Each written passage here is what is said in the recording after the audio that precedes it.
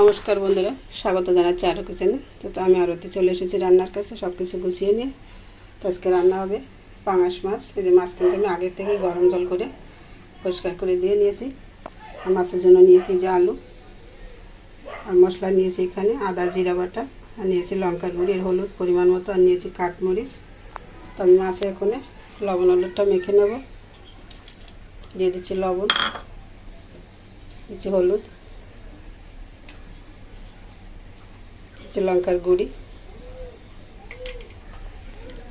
আর দেবো একটু সরিষার তেল।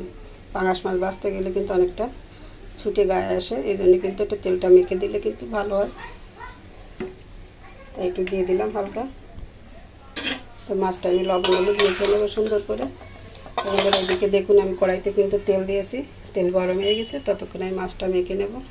তো মাছের তো লবণ হলুদ সুন্দর করে মেখে নিলাম। তো এখন তেলের উপর দিয়ে দেবো আমি সামান্য একটু হলুদ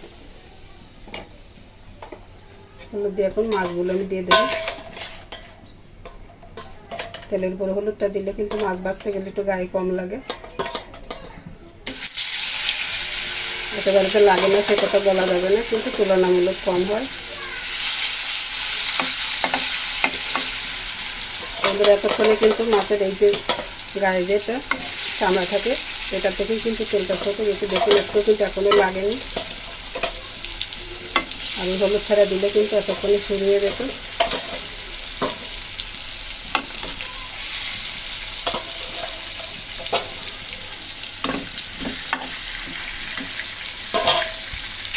সবগুলো মাছ একসাথে নিয়ে নিয়েছি, ভালো করে একটু ভেজে নেব।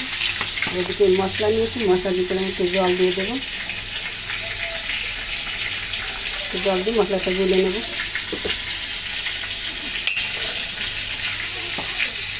খুব একটা পেস্ট হয়ে গেল। মাছগুলো কিন্তু ভালো করে ভেজে নিলাম, এখন আমি একটু উঠিয়ে নেব। বন্ধুরা দেখুন আমি হলুদ দিয়ে সুন্দর করে তেলের উপর দিয়ে দিয়েছি, মাছ কিন্তু কম ছুটছে। আর এইভাবে হলুদ না দিয়ে দিলে কিন্তু পাঙাশ মাছ বা বোয়াল এ ধরনের মাছ ভাজতে গেলে কিন্তু ট্যাংরা মাছ গায়ে এসে পড়েছি।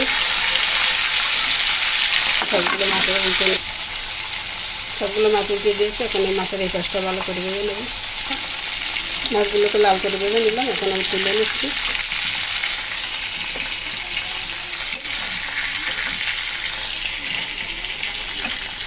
মাছগুলো তো এই যে ভালো করে ভেজে তুলে নিলাম। আর এদিকে মাছের এই তেলের ভিতর কিন্তু আমি আবার তেল দিয়েছি, আর গরম হয়ে গেছে। এখন ফোড়নে দিয়ে দিচ্ছি একটু শুকনো লঙ্কা, দিচ্ছি গোটা জিরা, আমি তেলের উপর সামান্য একটু হলুদ দিয়ে দিচ্ছি। এখন দিয়ে দিচ্ছি গুলে রাখা মশলা।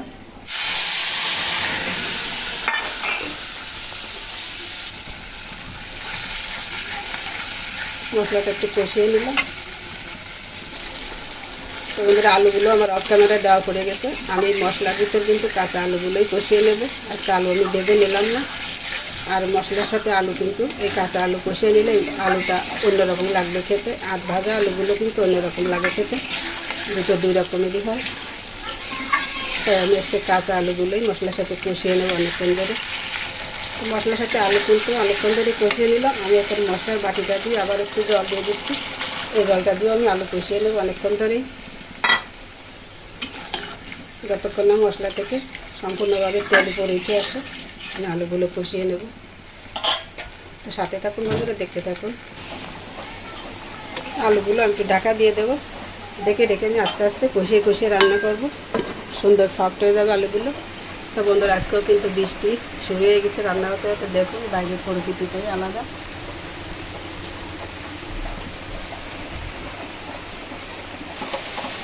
দেখুন এই যে বৃষ্টি শুরু হয়ে গেছে, বাইরের পরিবেশটা একটু দেখিয়ে দিলাম রান্না হতে হতে।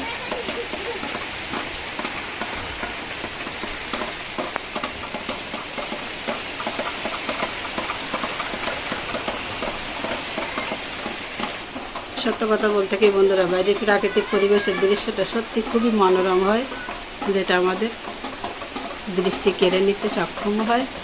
দেখুন কত সুন্দর লাগছে। ঢাকনাটা তুলে নিলাম।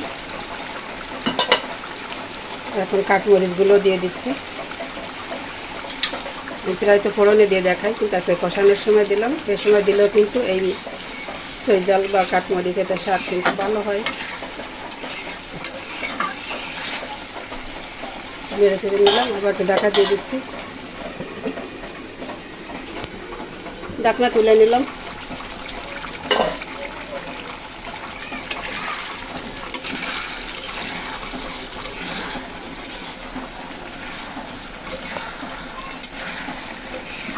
দেখুন কত সুন্দর কষানো হয়ে গেল। আরও অনেকক্ষণ ধরে কিন্তু আমি কষিয়ে নেবো, যেহেতু কাঁচা আলু আজকে ভেজে নিইনি, এই কারণে কিন্তু অনেকক্ষণ ধরে একটু কষিয়ে নেবো। যার জন্য আলুটা খুব বেশি সফট হয়ে যাবে, খেতেও সুস্বাদু হবে। আবার ঢাকা দিয়ে দেবো, এভাবে ধীরে ধীরে আমি ঢাকা দিয়ে কষিয়ে নেব। মশলার সাথে আমি সুন্দর করে আলুগুলো কষিয়ে নিলাম। আর মশলা থেকে সম্পূর্ণ তেল কিন্তু আলাদা হয়ে গেছে, অর্থাৎ কষানো কিন্তু সম্পূর্ণ হয়ে গেছে। আমি একটা মাছগুলো দিয়ে দেবো, দিয়ে দিচ্ছি বেঁধে রাখা মাছ।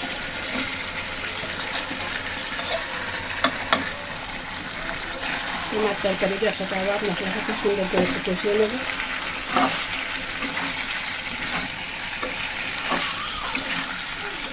মাছ তরকারি দিয়ে ভালো করে কষিয়ে নিলাম। এখন জলের জন্য জল দিয়ে দেবো।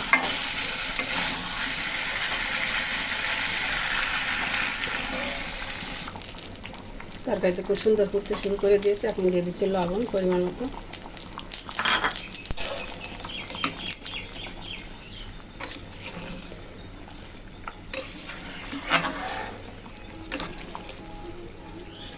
একটু নেড়ে ছেড়ে মিশিয়ে নিলাম। এখন আমি ঢাকা দিয়ে রান্না করবো, কালারটাও খুব সুন্দর এসে যাবে। ঢাকা দিয়ে দিলাম। তো বন্ধুরা সাথে থাকুন, দেখতে থাকুন। ঢাকনা তুলে নিলাম।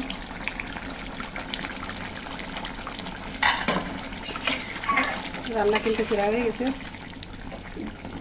দেখুন আলুগুলো কত সুন্দর সিদ্ধ হয়ে গেছে। আমরা একটু সবশেষে একটু কাঁচা মশলা দিয়ে দেবো।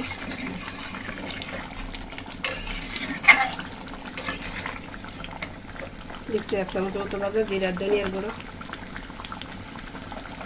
আর দিচ্ছি 1 চামচ গরম মশলা গুঁড়ো। ভালো করে মিশিয়ে নেব।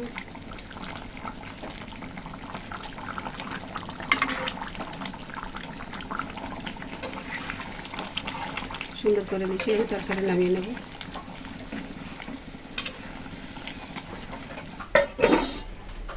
তরকারিটা নামিয়ে নিচ্ছে ওখানে।